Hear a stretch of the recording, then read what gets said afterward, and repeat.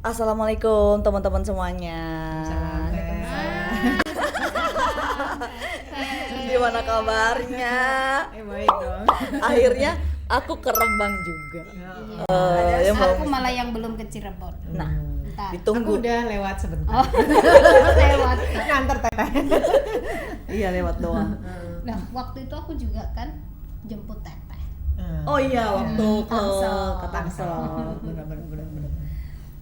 Ini pada cantik-cantik banget sih, mau ngapain sih ini? Ini kebetulan kan kita di Rembang ya. Di Rembang tuh seneng banget karena kita kan ketemu Mbak Rini di sini. Mbak Rini tuh punya gawe gitu loh, ngunduh mantu ya, anak pertamanya ya Mbak Faya gitu. Sana aja nih, Mbak Cetar.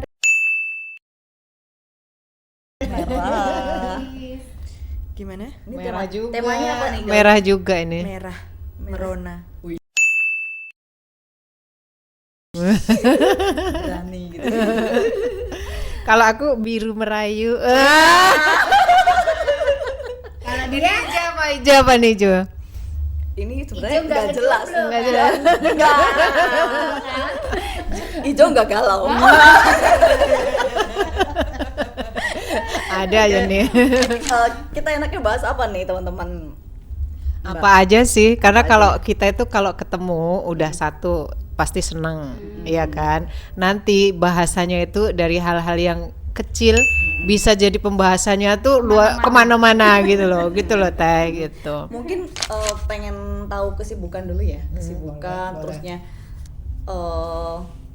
dari kesibukan itu value yang dibawa dari ke kehidupan kita dari baik dari GSM atau ngaji pendidikan itu apa gitu ya. Mungkin itu sih pengalaman dari teman-teman yang bisa di-share oleh teman-teman Ciku Yaya gitu kan, biar semakin banyak yang terinspirasi. Bukis dulu deh kemarin waktu kesana ikut ngaji tuh kayak Iya, apa gitu. Gimana nih ngawalinya ya? Jadi jauh-jauh ya dari Rembang ke Jogja. Kita berangkat itu Jumat ya Dek ya? Kebetulan saya sama Dek Fariha bareng. Jadi sebelumnya itu sebenarnya belum kontak-kontakan, kita berangkat nggak. Ternyata lihat di daftar grup itu ternyata ada Dek Fariha, Burin tak calling nggak hadir. Akhirnya ya udah Hamin berapa itu Dek Fariha ya, aku ngubungin Dek Fariha, Dek gimana ke Jogjanya, pakai travel dan sebagainya, udah booking hotel, dan kita booking hotelnya itu di daerah mana Dek, Malioboro, karena waktu itu kan tujuan awalnya kan di sana ya, di Taman Budaya Jogja. Iya, Jadi ternyata nyarinya ini di ya Malioboro. areanya ke Pindah, Sleman iya, gitu. Betul, ada pindah tempat, akhirnya ya tetap stay di sana, paginya baru ke mana itu Seni Budaya Iya. gitu. Kenapa kok kami sempat ngobrol di mana travel sama Dek Fariha, kita ini ngapain sih gitu kan, capek-capek Jauh-jauh di ya, mana Mbak. aja kita mau datang gitu kan. Kayak ada magnet aja. Magnetnya seperti Positif negatif gitu kan. Jadi saling ketertarikan aja.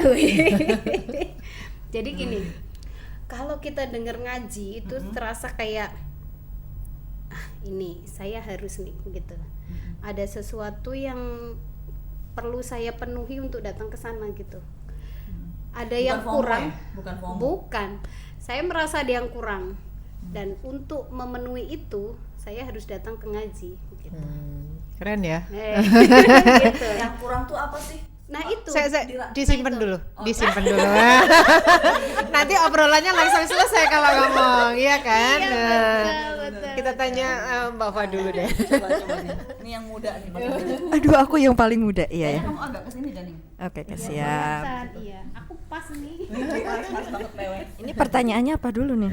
Ya, Udah cerita aja. kemarin. Iya, ngaji dimanapun tuh aku ikut gitu ya. Mau di Sumedang dulu, terus di mana? Jogja lagi, di Surabaya, Tangsel. di Tangsel ikut. Nah dari situ pasti ada inspirasi dari Pak Rizal, dan bahkan kata-kata lah. Saya kan sukanya kata-kata, dan setiap kali Pak Rizan melontarkan sebuah kata-kata itu tersimpan langsung. Oh, ini kata-katanya ini. Walaupun mungkin dalam pembelajaran itu tidak langsung kata-kata itu sama, tapi saya sederhanakan untuk anak-anak. Jadi bagaimana ceritanya saya dapat ilmu dari Pak Rizal saat ngaji, bahasanya disederhanakan, kemudian sampaikan ke anak-anak itu tidak dengan bahasa Pak Rizal tapi dengan bahasa saya. Oke. Nah, menyederhanakan. Akhirnya jadi value-nya yang dibawa GSM itu kalau bisa sampai ke anak-anak dengan bahasa yang mudah mereka pahami. Dari yang terkecil dulu aja gitu. Perubahan dari yang kecil dulu. Nanti dari kecil-kecil itu ya belum ada yang terlihat sangat jelas, Dampaknya tidak. belum langsung gitu Cuma ya. kan pendidikan memang seperti itu. Kita ngerubah akhlak tidak mungkin sehari 2 hari, itu tidak mungkin. Tapi kalau kita konsisten melakukan hal yang dari kecil, tapi kita konsisten melakukan itu, artinya nanti kita akan ngunduh hasil. Nah, ngunduhnya kapan? Ngunduhnya ya nanti kalau mereka sudah alumni di Japri. Bu, walaupun hanya sekadar dikasih kabar, tapi mereka ingat gitu. Itu sih beberapa kali gitu. Iya ya. Sudah itu Jadi sepertinya. setiap kali ngaji pasti ada sesuatu yang bernilai gitu ya. Value-nya itu pasti ada ya, seperti itu. Aku juga gitu ya, ketika ngaji itu nggak tahu kenapa itu selalu semangat untuk berangkat, datang gitu, seperti itu. Apalagi kalau misalnya di Jogja itu kan deket juga, wong jauh aja saya datang gitu ya. Kayak kemarin di Tangsel aja datang, di Solo aja datang. Kalau Jogja, ingat sampai ingat nggak waktu datang ke Tangsel itu pas ada demo besar, nah itu, takut banget. iya. Kita nggak tidur nunggu. Demo Indonesia gelap ya. Ya, waktu itu kayak gitu. Tapi kan tetap berangkat, entah kenapa selalu ada hal yang menarik itu, menarik untuk datang. Pertama itu ketertarikan untuk datang karena memang satu bertemu dengan teman-teman yang bukan teman lagi ya, rasanya itu udah saudara gitu lah. Meskipun lama nggak ketemu, kalau udah ketemu tuh ya udah kayak gitu. Terus memang kalau setiap ngaji itu pasti ada value yang baru gitu, dan ketika kita itu mengikuti pelatihan atau apa di tempat lain ya, di sebelah gitu, pasti kita akan, kalau saya ya terutama, itu akan merasa ini sudah dibahas oleh GSM waktu lalu itu. Jadi saya merasa bahwa GSM tuh selalu selangkah lebih di depan gitu. Dan seperti tema yang kemarin itu, Sindaan Sin. Jadi kita itu sudah melihat yang akan datang, kita bahas sekarang. Dan biasanya sebelah itu terus muncul Dan kita udah nggak aneh. Dan itu saya alami sendiri loh, ketika saya itu mengikuti suatu kegiatan, kok nggak asing ya pembahasan ini, terus tak ingat-ingat Kurikulum. Apalagi kita kurikulum. Iya, di Jadi kurikulum. kayak itu kayaknya GSM kemarin udah bahas deh gitu. Ini betul, kurikulum betul. baru keluar panduannya gitu ya. Benar-benar sih. iya kayak gitu. Secara umum gitu ya, teman-teman sekalian, kalau merasakan perbedaannya kegiatan di GSM sama pelatihan-pelatihan yang lain gitu, apa sih yang paling mendasar tuh perbedaannya apa? Kalau di saya itu ini apa namanya, kalau di GSM tuh berkelanjutan gitu loh, value-nya itu berkelanjutan dan aplikatif, ibaratnya kayak gitu. Dan misalnya kita ngaji hari ini, itu akan kita lakukan terus gitu. Tapi kalau biasanya kalau pelatihan yang lain itu selesai program selesai. sudah gitu. Nah itu perbedaannya kalau menurut saya di situ. Cara itu penyampaian juga iya, sih.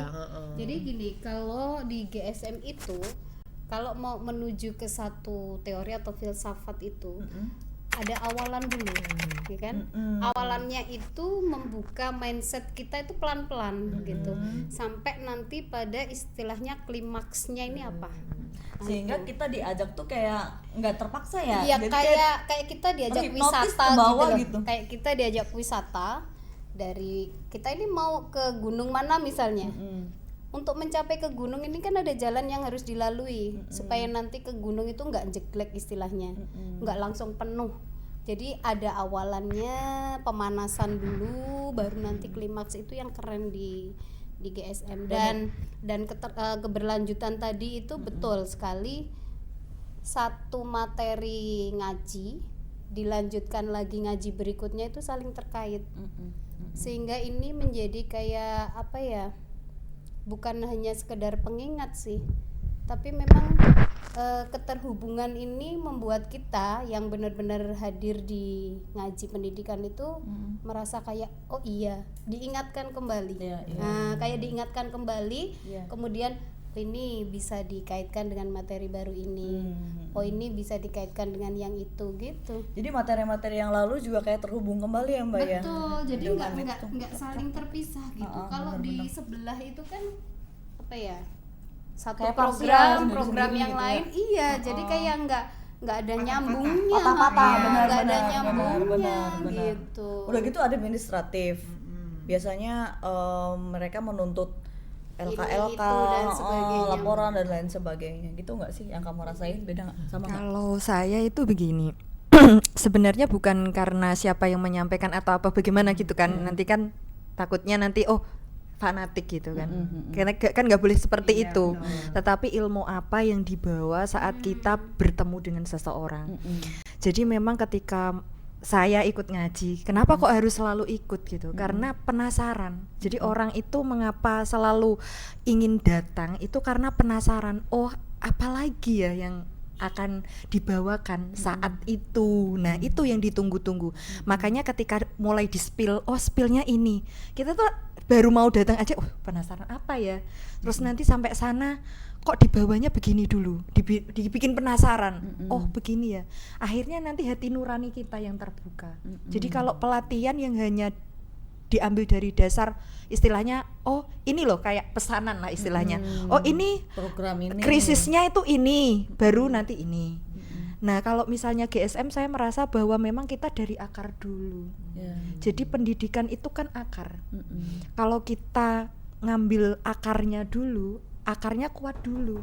Kalau pengen buahnya itu terasa manis, daunnya bisa rimbun, dahannya kuat, ranting-rantingnya bercabang banyak, artinya akarnya dulu yang luas, diperkuat. Akhirnya ketika sudah sampai di atas itu kita tidak mudah goyah, karena kita sudah punya prinsip dari awal bahwasanya ada siapapun yang misalnya kok kamu seperti ini, lah memang apa yang salah gitu.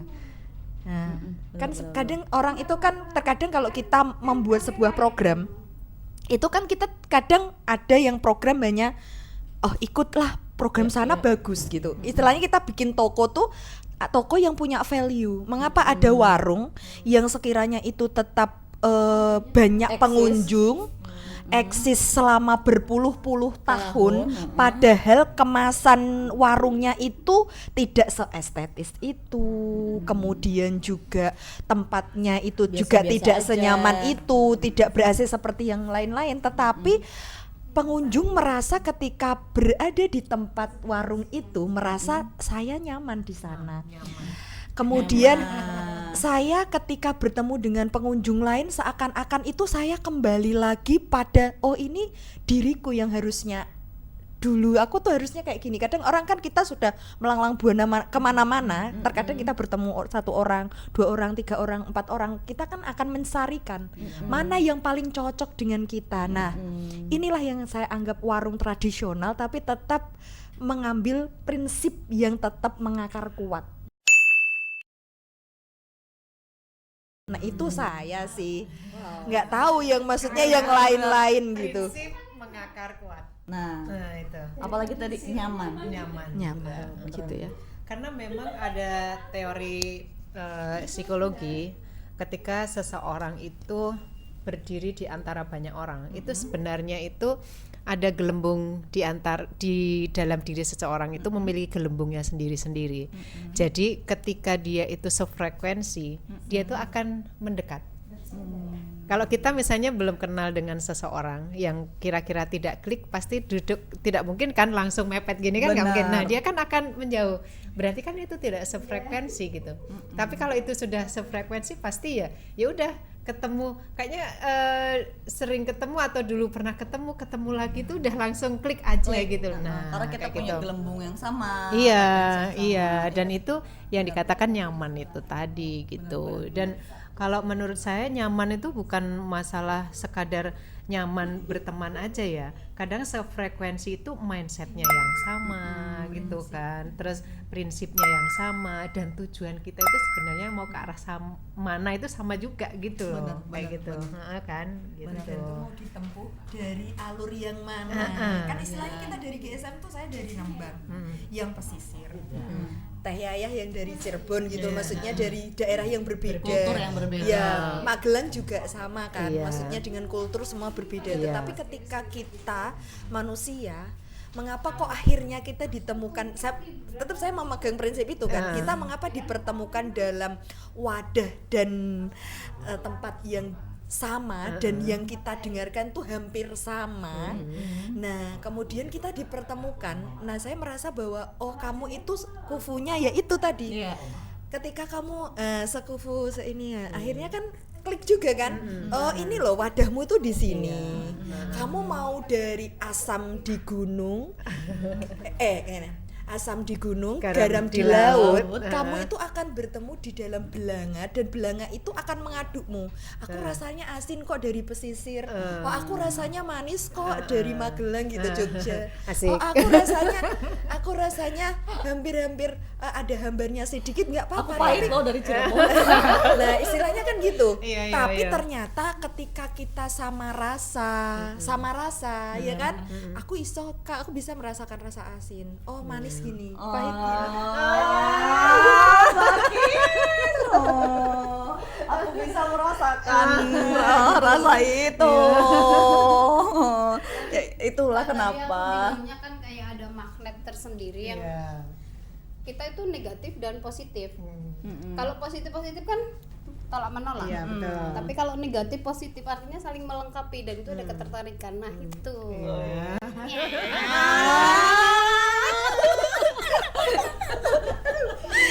Tapi Mbak, bener ya, kalau aku ya mendengarkan cerita-cerita dari teman-teman semua, sama aku juga merasakan seperti itu. Tapi lebih dari itu semua, bahwa saya di GSM itu bukan hanya belajar menjadi sosok guru yang seperti apa sih yang baik itu, tapi lebih dari itu saya juga di GSM tuh belajar hidup, belajar bagaimana bergaul, bagaimana kita belajar hidup. Kalau saya Belajar menjadi bahwa guru adalah manusia. Nah, betul. Menjadi manusia ya sebagai dirinya sendiri gitu. Dan memahami diri sendiri, memahami orang lain. Bahkan kemarin di See the Unseen itu kan bahwa apa yang tidak terlihat itu kan sebenarnya hati, pikiran, dan spiritual. Spiritualitas itu kan spirit kita, tujuan kita akan apa yang akan kita wariskan kepada anak cucu kita di masa depan. Nah itu sama seperti yang disampaikan tadi Mbak Val, bahwa apa yang kita sampaikan kepada anak-anak kita sekarang itu dampaknya tidak akan langsung terlihat, tapi suatu saat kita akan ngunduh 10, gitu. 20 Iya, tahun yang akan akan ngunduh datang dan bisa itu visi kita itu sama seperti itu tujuannya. Tujuan pendidikan itu untuk berikutnya bahwa anak kita itu akan mempunyai tujuan hidup. Nah, teman-teman, Bukan hanya short goal ya. Iya. ini kayaknya kita akan persempit obrolan nih dua kali termin lagi mungkin ya, biar teman-teman di sana itu tergerak gitu. Yang pertama, kenapa sih kita harus menarasikan GSM ini, dan yang kedua nanti apa yang benefit, apa yang akan mereka dapat setelah gabung dengan di GSM itu. Kira-kira apa nih? Benefit. Iya, benefit apa gitu. Benefit gitu ya. Oke. I think it's enough deh. apa deh ngomong ke teman-temannya gimana deh, kenapa sih kita harus kenapa sih? Ini nih Coba Cukup kayaknya dulu deh, gini ajakan untuk teman-teman tuh ikut ke GSM gitu, kenapa gitu. Ini kayaknya ya dari tadi ini emak-emak apa mbak-mbak sih? Kalau lagi kayak gini. Ma, berasa mbak. Yuk, mungkin satu kalimat. Usia boleh emak. 45 berasa 25. Aku ya. Biasa nyebutnya Empat. 30 something gitu. Dia 45 berasa 25. 42 berasa 24. 47 berasa 30 something lah. Aku berapa ya? 17 aja. Oke deh. Kayak mungkin belum kita tutup, kayak udah mulai juga acaranya. Closing deh untuk teman-teman biar ikut ke GSM tuh gimana? Kalau pingin ikut GSM ya temukan diri sendiri dulu. Nanti ketika sudah ketemu, nanti juga ketika sama teman-teman GSM bakal ngeklik. Temukan dirimu sendiri. Dari Mbak Umi deh. Kalau sama ya, kita itu menyadari bahwa kita itu betul-betul manusia yang memiliki jati diri sendiri. Jadi jangan jadi orang lain. Gitu. Jadi orang lain. Dari Mbak Kis. Nyadar dulu ya, sadar diri dulu bahwa kita itu guru. Guru itu bukan hanya sekedar nanam pohon ditinggal, tapi nanti gimana pohon itu bisa benar-benar berdiri teguh, bagaimana mereka nanti bertumbuh, bagaimana nanti mereka bisa ngunduh apa yang menjadi buahnya. Dimulai dari peran guru saat ini. Dan kalau mau tahu gimana cara ngerawat pohon itu, ke GSM yuk. Teman-teman terima kasih ya untuk obrolan hangatnya pagi menjelang siang hari ini. Dan tetap fokus dari Rembang. Kita pamit. Dadah. Assalamualaikum.